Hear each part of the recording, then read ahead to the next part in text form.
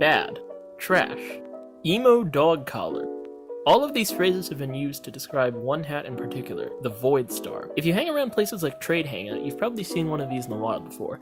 Many rich people love them and often wear them alongside other demand items like Sparkle Time fedoras, clockwork headphones, and headless heads. Many other rich people, like the emo dog collar person I talked about a few seconds ago, absolutely despise this thing and say that it should have way less value than it currently does. And until recently, I was for the most part in the second camp. I mean, all it really is a black crown with spikes on it.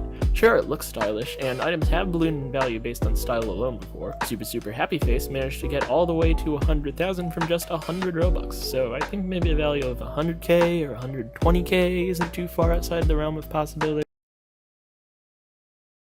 Well, that's a bit more than 100k. So yeah, a lot of people, including me until very recently, didn't understand why this thing could possibly deserve to have as high a value as it does. Several way rarer and more fleshed out items have less value, and yet this random spiky crown made it past 700k. Then I did some research and it turns out that this thing absolutely deserves its high value. And if it hadn't been for one bad decision on Roblox's end, it might actually have more value than it does right now. So without further ado, let's explore the history of Roblox's Void Star.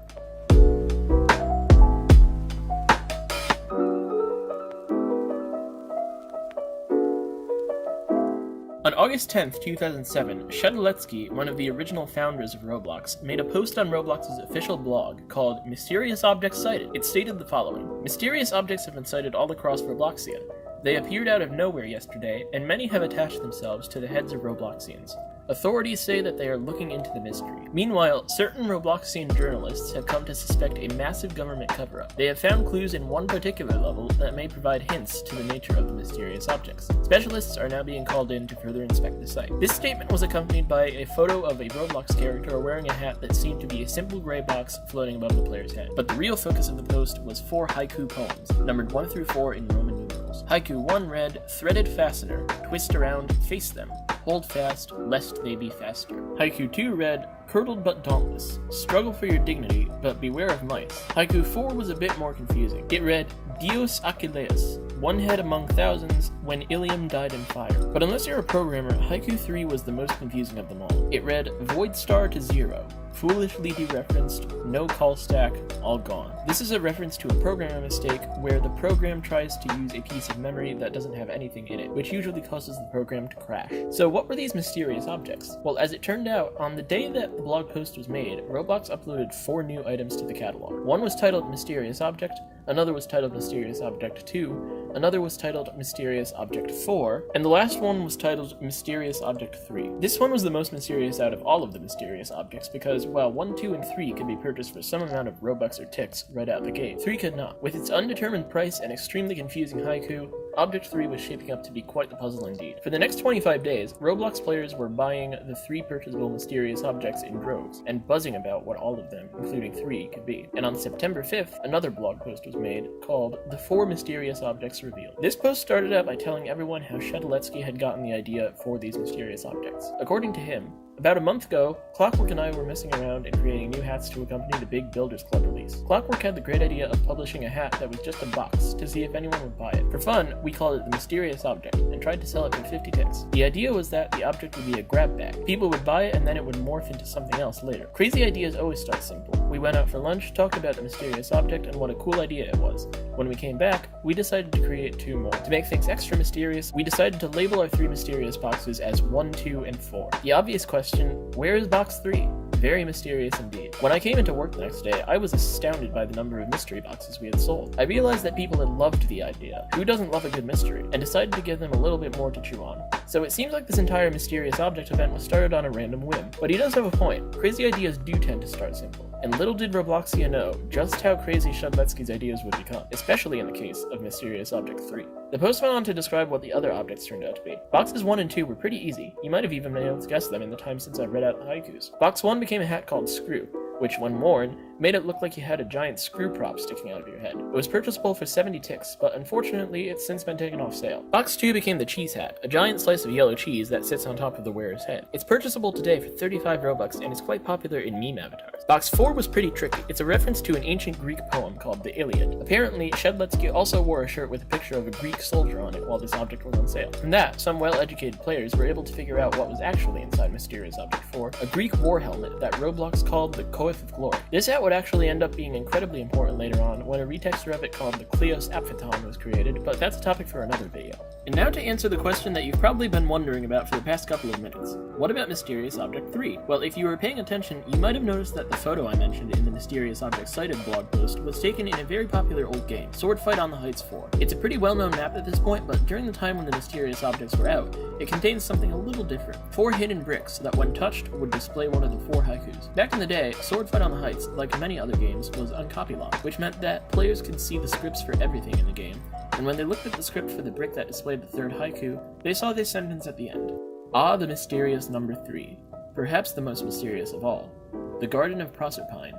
Dead dreams of days forsaken.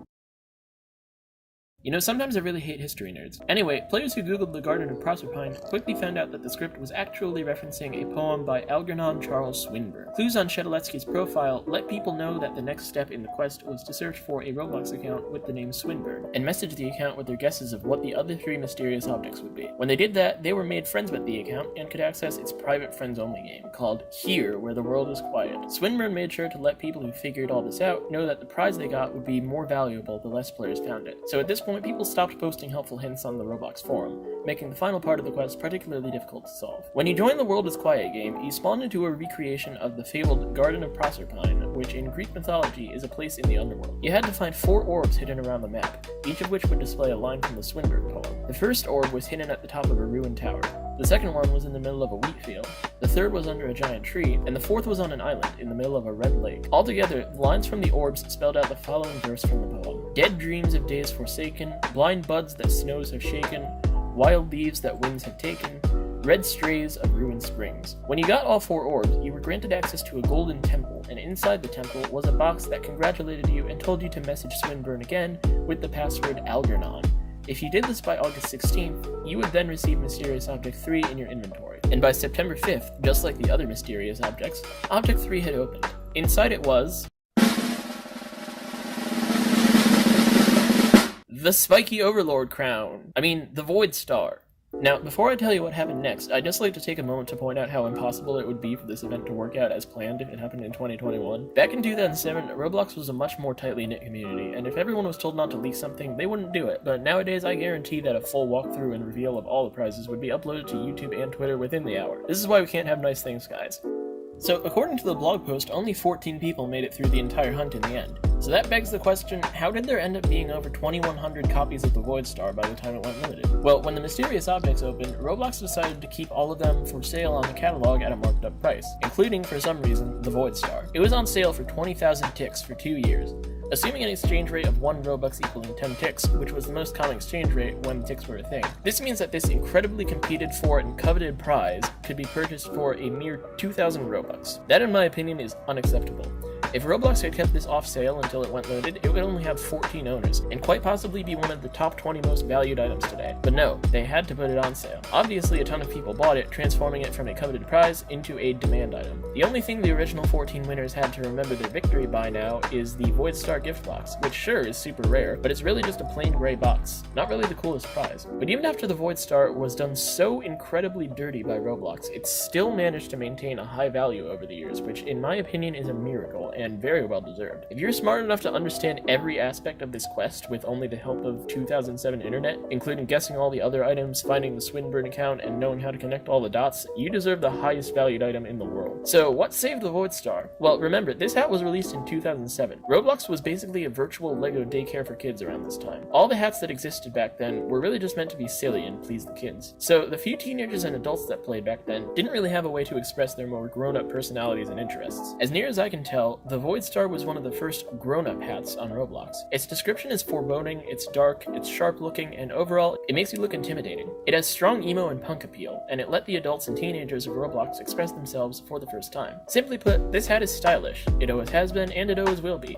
And my guess is that its stylishness, combined with the long amount of time it's been limited for, caused Roblox's richest players, who have always been mostly adults and teenagers, to catapult its value. And in 2017, Roblox sort of redeemed themselves by releasing a second version of this hat called the Red Void Star. It sold for only 2 hours and had a much more suitable price tag of 50k Robux. Because there were a lot more players in 2017 than in 2007, it sold 185 copies. But still, that's not too bad in terms of rarity. The group Free Off Sale Items, which is dedicated to honoring rare off-sale items, has a tier list that they use to rank off-sale items by their rarity and coolness. And in that list, Red Void Star is in S tier, along with items like Dominus Potassium and the Black Iron Domino Crown, which I think is an excellent way of honoring what the original Void Star could have been. Also, as most of you are probably aware of, just this year, Roblox used 2 remeshed Void Stars as prizes in their Ready Player 2 event, which may or may not have gone smoothly, and called them the Meta Star and the Midas Star. The first one was given to the first 77 players to complete the event, and the second one was given to all the developers who helped make the event happen. I personally don't like these as much as the originals because I just kinda hate remeshes, but hey, they're rare, and the Meta Star shares the S tier with the Red Void Star, so I won't knock them too much. So, what did you think? Does the Void Star really deserve to have 770k value? And which of the 4 Void Stars is the coolest? Comment your answers if you want, and I'll see you all next time.